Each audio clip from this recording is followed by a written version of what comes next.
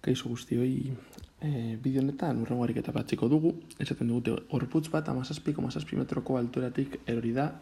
Esaten digute gravitatearen azelerazioa dela 9,8 metro segunduko eta bi galdera. Alde batetik zenbat denbora behar duen lurrera heltzeko, hau da denbora bat ari dira galdetzen, eta gero, eta 3 metro segunduko abiaduraz jaurti bada berantz, hau da, problema pizkatze bat aldatzen da, eta denbora baita ere, bi denbora ezberdin eman barko ditugu. Bale, orain arteko problemetan, normalean, horrelako zerbait planteatzen genuen, ezta? Esaten genuen beti hau zela 0 posizioa, eskumaranzko abiadurak zirela positiboak, eskerreranzko abiadurak zirela negatiboak, bai? Egingo dugun gauza izango da oso antzekoa, baina gezia eskumara joan beharrean gora egingo du, bale? Zer egingo du hau? Beitu. Horrela jarriko dugu. Nik uste dut zentzuzkoena dela beti esatea lurra, hau da, hemen dago lurra, dela 0 posizioa. Ni horrela batziko ditut ariketa guztiak edo bintzat gehiena. Bale, lurra da 0 posizioa. Beraz, esaten digute, gorputz bat, hau, dagoela 17,7 metroko distantzia, hau da.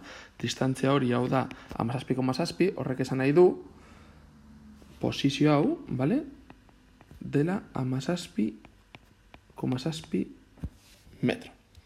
Bale, azelerazioa bera izango da, ezta?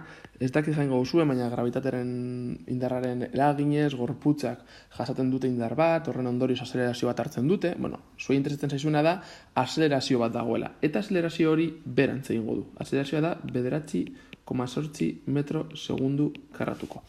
Aurreko bideotan, egiten genuen, eskumara joaten diren gauzak dira positiboak, eskerrera doazen gauzak dira negatiboak. Hau bihurtuko dugu honetan, gora baldin badoa izango da positiboa, behera baldin badoa izango da negatiboa. Zergaitik esaten dut hau? Azelerazioa bera joaten denez, azelerazioa negatiboa dela esango dugu. Bale? Horretaz aparte, azelerazioa dagoenez, badakigu, izango dela igidura, zuzen, uniformeki azeleratua. Berdin zaigu igidura, horizontalean, vertikalean den. Ekuazioak berdinak izango dira, alde batetik daukagu.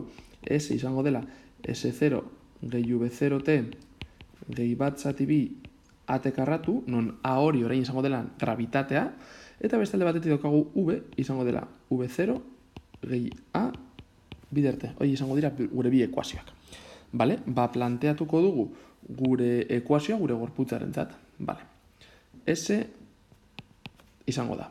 Hasierako posizioa. Hasierako posizioa, esan dugu 0 izango dela hau, berazten da 17,7 metroko distantziara.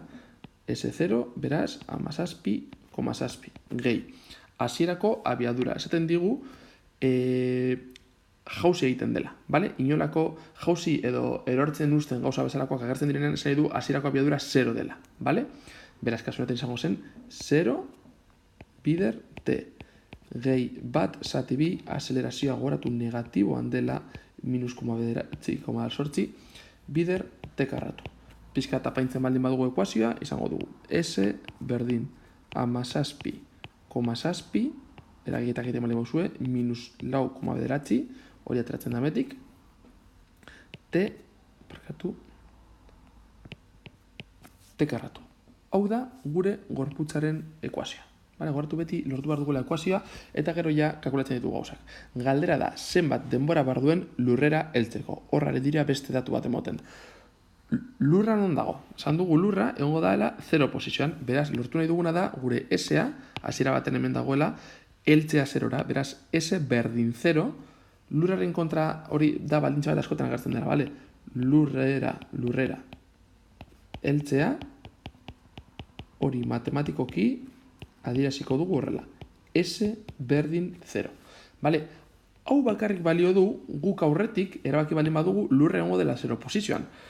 Beste hautaketa bat egiten baldin badugu, igual norbaitek erabaki nahi du, gorputza dagoela 0 posizioan, lurra zen izango S berdin 0. Baina ni problema guztiak horrela batziko ditut. Bale? Orduan, ikusiko duzuenez, agertuko zaigu 0 berdin 17,7 minus lau, T karratu, agertzen zaigu bigarren mailako ekuazio bat, azkenean da 17, lau koma bederatzi t karratu negatibotik pasatu dut bestaldera positibo bihurtzeko, berdin 17,7. Hemetik eskatzen duzue t karratu, eta t karratu izango da 17,7 zati lau koma bederatzi. Egiten duzue zenbaten hau, eta hau zehat mehatze emango digu, 3,61. Baina joaken nahi duguna da t, beraz t izango da errokarratu 3,61. Eta honek ematen dugu 1,9 segundu. Beraz gure gorputzeak behar izan du 1,9 segundu lurrera heltzeko. Erantzun dugu beraz ja A galdera, orain B galdera. Eta 3 metro segunduko abiaduraz jaurti bada berantz, problema berdina da, baina gauzatxo bat aldatuko da. Aurretik esan dugu, aurrekoaren hasierako abiadura, hemen jarri duguna, izan dela 0. Zergaitik, erortzen usten zelako. Orain izaten dugu 3 metro segunduko abiaduraz jaurti baldin bada berantz. Berantz denez, esaten digu, hasierako abiadura hori izango dela negatibo, izango da izuzen ere -3 metro segundu. Beraz, berregin behar dugu ekuazio hau, datu hau sartzen, eta lurrera heltzearen baldintza berdina izango da, baina beste ekuazio bat agertuko zaigu, eta hori izango da ebatzi beharko duguna. Beraz, orain, badaukagu hasierako abiadura bat, vale? Berantz, eta izango da -3 metro zati segundu. Beraz, zelan geratuko zen gure igidura ekuazioa. S berdin, S0. Hasierako posizioa jarraitzen du izaten 17,7. Orain, gehi V0T, baina V0 da negatiboa, -3 bider T, gehi, bestea berdin geratzen da, bat zati bi, azerazioan lekuan -9,8. Horrelako erorketa azkenean, nik uste dut, aldatzen den gauza bakarra da negatiboak eta positibak hobeto kalkulatu behar dituzuela, azelerazioa beti direlako negatiboak. Baina horrik kenduta, problemak ez dira oso zaiak, Vale, beraz, berri azten balen badugu gure ekuazio, izango da S berdin 17,7 -3 T, minus, lehen bezala, 4,9 T karratu. Eta gu nahi dugunez jakin noiz ikutzen duen lurra, izango da S0, izango da erabiliko dugun baldintza, ezta? Lehen bezala.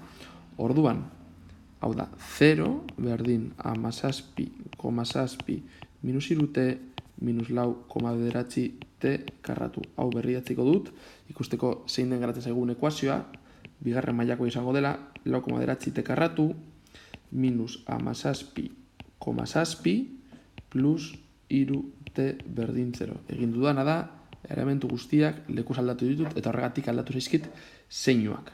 Vale? Hau izango da gure bigarren mailako ekuazioa, ebatzi behar duguna. Beraz, T, jarriko dut hemen hobeto sartzeko, T, beltez egingo dut, ezberdintzeko, vale, izango da, plus 17,7. Bai? Esparkatu urratzen ari naiz, berriatzeko dut formula hau ordenan egoteko, zebestela ikusi zuen liatzen izela oso askar, beraz lehenik eta behin, izango zen plus 3T, bai, aldatzen ari zenako guztiak, eta hemen minus 17,7. Orduan, orain bai ondaterako zaigu. T izango da minus 3, metik datorna, ez da? Zeda minus, jarri, badakizue formula. Minus B, plus minus errokarratu, B karratu, minus lau AC, zati bia, bale?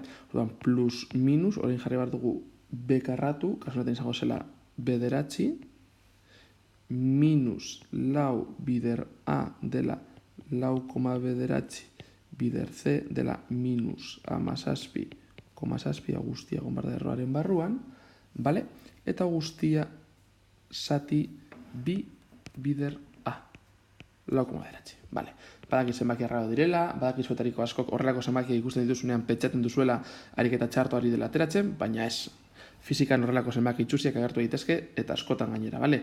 Normalean, irakasten dizuete zenbaki osoekin, zenbaki politekin, ondo ikasteko, baina bizitza ez da horrelakoa. Bale, beraz, hau da, izango da, minus, egiten duzu kalkulagailuarekin, niri atera zait, 3, lau, 6,82 oratu, bi amartarrekin garatzen garela, eta bigarren amartarra borobildu behar dugula.